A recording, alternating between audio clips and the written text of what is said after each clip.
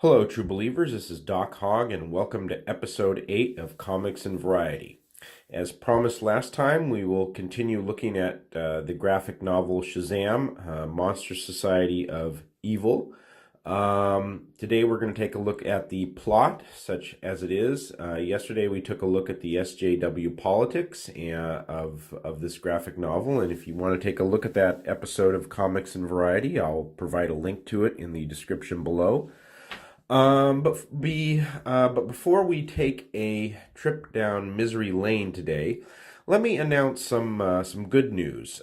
Jeremy Lott, a friend of mine, also known as our Boi Gr8 Lott, has released his first comic book. It's called Movie Men: Crowded Theater. It is available now on Indiegogo, and the good news is that if you just want the comic book or even just the PDF computer copy of it, it is very cheap. The prices are really good. I will provide a link to the to that site also in the description below. I've seen a pretty extensive preview of Movie Men, and it's an awful lot of fun, and I would highly recommend it to you. And not just because our Boi Gr8 Lott is a good friend of mine, although certainly that does help. Okay, now on to Shazam. Okay, I'm not going to spend any serious time on the origin story in this graphic novel. It's really not original. Billy Batson visits the Rock of Eternity, meets the wizard, gets his powers. The only thing here of note is to look at these idols that represent all the bad qualities of human beings. They will be crucial to the story at the end. Okay, moving on. Shazam is off to see the wizard in this special magical mountain, and he and Billy separate on the way there, and Shazam tells Billy never to climb to the top of the mountain. And of course, a few panels later, that's exactly what Billy does. So going to the top of the Rock of Eternity, it has opened up some sort of portal here. Presumably, it's never really made clear in the graphic novel. That will let in the villains, the Monster Society of Evil. And by going to the top of the Rock of Eternity, we now get these giant-sized footprints that are, in fact, Billy's footprints ending up in Central Park. But then we're back to Billy Batson here, and here he is being chased by the thugs, and he runs off to, he runs away instead of apparently turning into Shazam and just scaring the thugs away. And he finds some circus, and there he starts encountering the Monster Society of Evil, a couple of alligators or the monsters, and he fights them off along with a tiger who is one of the other characters, Talkie Tawny. Okay, so then all of a sudden in the park, boom, there is this big monster, and it says, "Attention, Captain Marvel. I am Mr. Mind. I come to your world to remove all trace of human civilization. All of the other creatures of the earth will join me and rejoice." Now Dr. Savannah, of course, gets involved because he's head of the military, even though he's just the Attorney General, and Attorney Generals are not the head of the military, but whatever. And they have to try to find the monster in the park.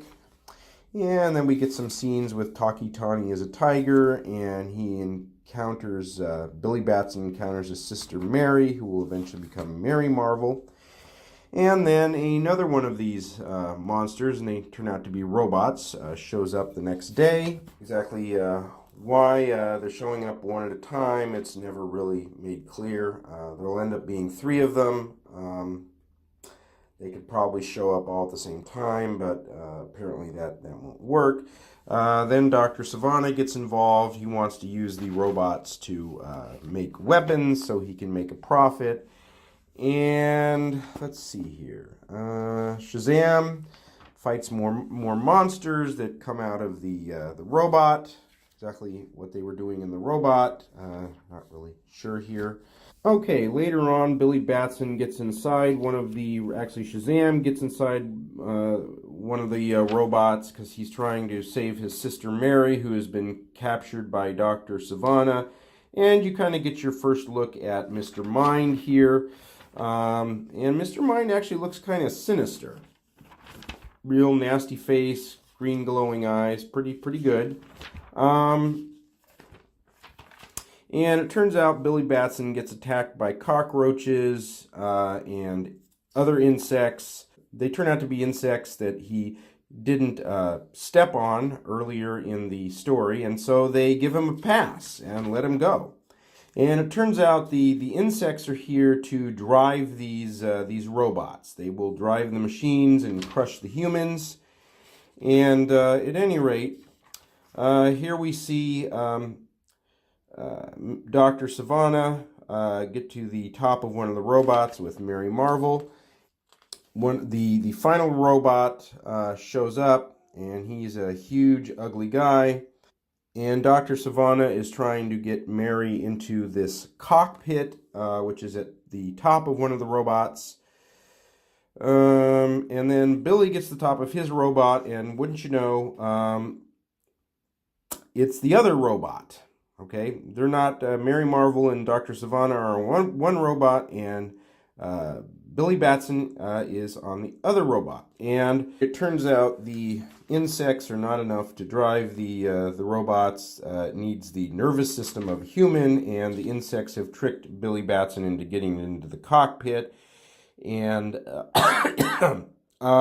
he's now trapped in the cockpit. And here comes Mr. Mind, and that's Mr. Mind. Yes, evil looks like a snake, but yeah, that's his size, about the size of a big worm. Now, Dr. Sivana has found out that he is basically he's found out he's been tricked by Mr. Mind, and he decides to throw Mary Marvel off the robot, and that leaves Billy Batson no choice but to say Shazam. And boom, Shazam, Billy Batson turns into a giant Shazam the size of the monsters. He rescues Mary Marvel and then gets into a fight with the two other robots, and they have a little bit of a fight here. Captain Marvel ends up punching the robots, and so hard that they get sucked into a black hole, according to Taki Tani here, and they all get sucked into it, and then there's some big boom, and all these insects are falling down to Earth, I guess after they got sucked out of the robots. And at the very top of the insects are Billy Batson and Dr. Sivana, and they land safely on all the insects when they hit the ground. And let's see here. For some reason, Dr. Sivana gets out his gun and tries to shoot Billy Batson and Taki Tani, who has now turned back into a tiger. Yeah, and Mary Marvel intervenes and stops him.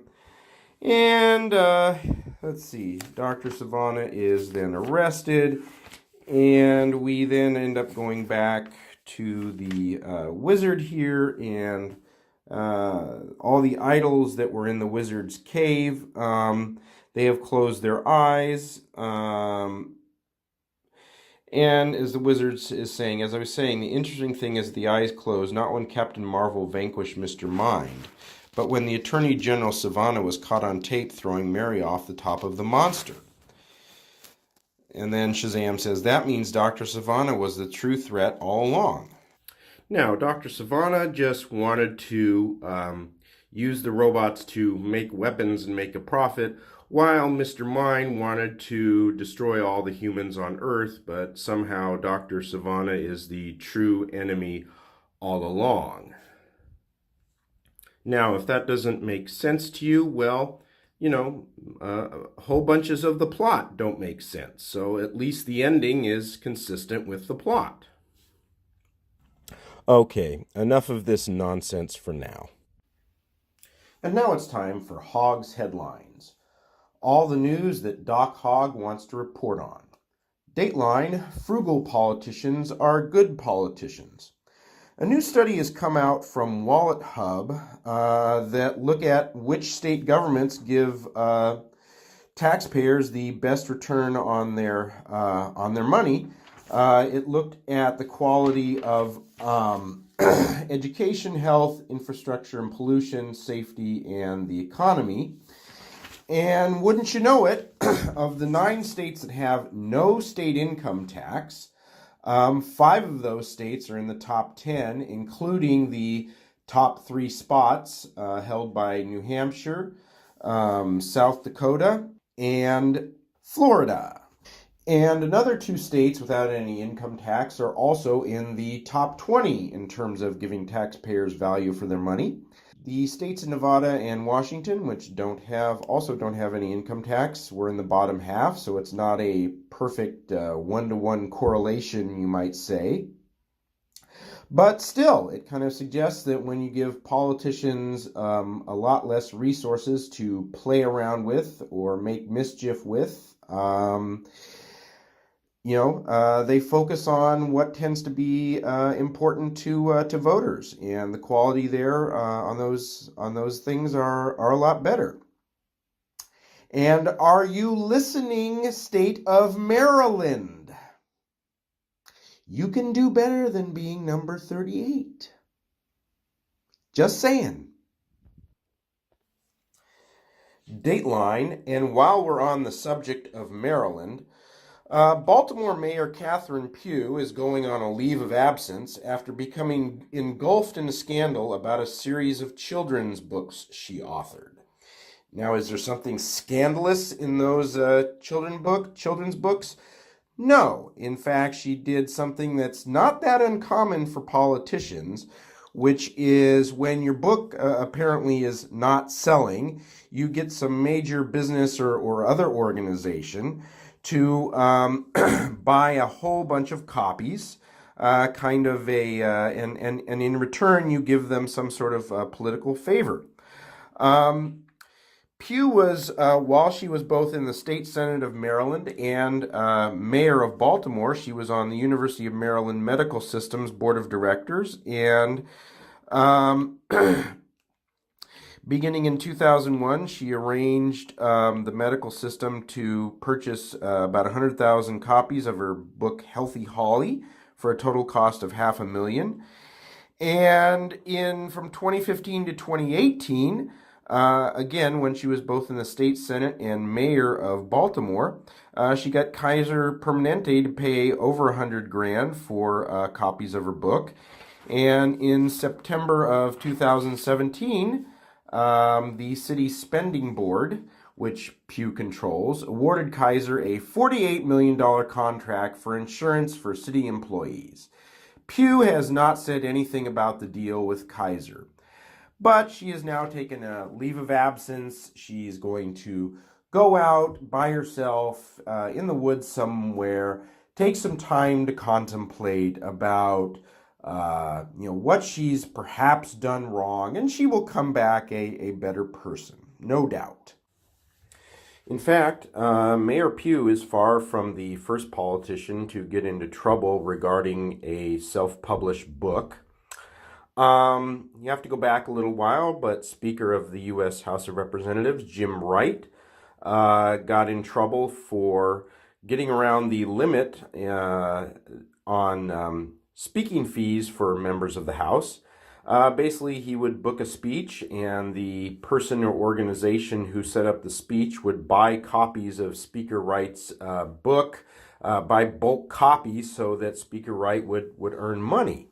And then, of course, there was Newt Gingrich, who, upon becoming Speaker of the House, first Republican Speaker in over 40 years in 1995, signs a deal with Random House worth to write a book for them worth over $4.5 million, and that that no doubt raised some eyebrows at the time. Okay, that's all for now. As always, please like the video and subscribe. And you can contact me at my email, dhog70@gmail.com, and on Twitter at doc_hog. And until tomorrow, have a very nice day.